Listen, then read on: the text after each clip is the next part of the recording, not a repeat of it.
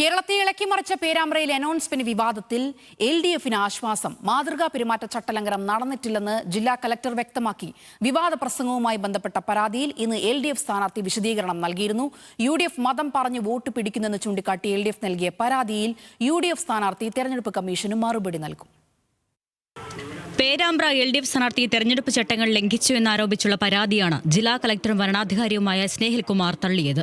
വിശദമായ പരിശോധനയ്ക്ക് ശേഷമാണ് ഈ തെരഞ്ഞെടുപ്പിലെ പ്രധാന ചർച്ചാ വിഷയങ്ങളിൽ ഒന്നിൽ കഴമ്പില്ലെന്ന് കളക്ടർ അറിയിച്ചത്. നമുക്കൊരു ക്ലാരിഫിക്കേഷൻ വന്നിട്ടില്ല ഈ വിഷയത്തിൽ. ആൻഡ് MCCന്റെ വയലേഷൻ അവരുടെ എക്സ്പ്ലനേഷൻ അനുസരിച്ച് നോക്കേണ്ടി വരും.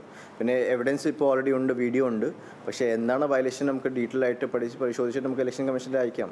അതാണ് MCCന്റെ മറുപടി. ഫ്ലൈയിങ് സ്ക്വാഡ് നടത്തിയ പരിശോധനയിൽ ചട്ടലംഘനം നടത്തിയതായി കണ്ടെത്തിയിട്ടില്ല. പരാതിയിൽ TP രാമകൃഷ്ണൻ നൽകിയ വിശദീകരണം കൂടി പരിശോധിച്ച ശേഷമാണ് കലക്ടർ തീരുമാനമെടുത്തത്. ചട്ടലംഘനം നടത്തിയിട്ടില്ലെന്ന് പേരാമ്പ്രയിലെ LDF സ്ഥാനാർത്ഥി കൂടിയായ TP രാമകൃഷ്ണൻ നൽകിയ മറുപടിയിൽ വ്യക്തമാക്കുന്നു. അനൗൺസ്മെന്റിന് ഉപയോഗിക്കുന്ന വാഹനങ്ങളുടെ നമ്പർ ഉൾപ്പെടെ പങ്കുവച്ചാണ് മറുപടി നൽകിയത്. വിഷയവുമായി ബന്ധപ്പെട്ട് തനിക്കെതിരെ രൂക്ഷമായ സൈബർ ആക്രമണം നടക്കുന്നതായും TP രാമകൃഷ്ണൻ പ്രതികരിച്ചു. അനൗൺസ്മെന്റിന്റെ കാര്യത്തിലൊക്കെ അങ്ങനെ ഉണ്ടായി എന്നാണ് അതിനകത്ത് പറയുന്നത്. ഞാനങ്ങനെ ചട്ടലംഘന സ്ഥാനാർത്ഥി എന്നുള്ള നിലയ്ക്ക് നടത്തിയിട്ടില്ല. അതുകൊണ്ട് എനിക്ക് പറയാനുള്ള കാര്യങ്ങൾ ഞാൻ ഇലക്ഷൻ കമ്മീഷൻ മുമ്പാകെ പറഞ്ഞിട്ടുണ്ട്. എനിക്കെതിരായിട്ടാണ്, ഇടതുപക്ഷ ജനാധിപത്യ മുന്നണിക്കെതിരായിട്ടാണ് സൈബർ ആക്രമണം. അതിൽ എനിക്കൊരു ബേജാറുമില്ലായിരുന്നു. ഞാൻ ജനങ്ങളുടെ മുമ്പിൽ ഒരു തുറന്ന പുസ്തകം പോലെ പ്രവർത്തിക്കാം. അതേസമയം വിഷയം പ്രചാരണായുധമാക്കുന്ന UDF ഇന്നും LDFനെതിരെ രംഗത്തെത്തി.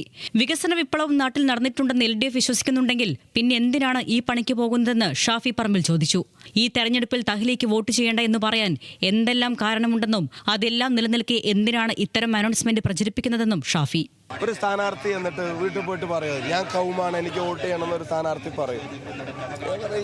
ഇത്തരം ശ്രമങ്ങളിൽ നിന്ന് അനുഭവങ്ങളിൽ നിന്ന് പാഠം പഠിച്ചവർ അത് വീണ്ടും ചെയ്യാൻ പാടില്ലായിരുന്നു.